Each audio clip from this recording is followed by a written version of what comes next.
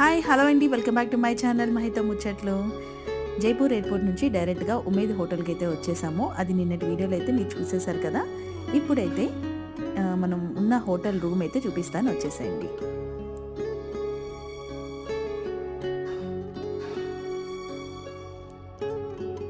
ఇక్కడ కొన్ని రూమ్స్లో పందిరి మంచం కూడా ఉందండి, చాలా బాగుంది. అది నేను లాస్ట్ ఒక చిన్న క్లిప్ అయితే యాడ్ చేస్తాను, చూడండి.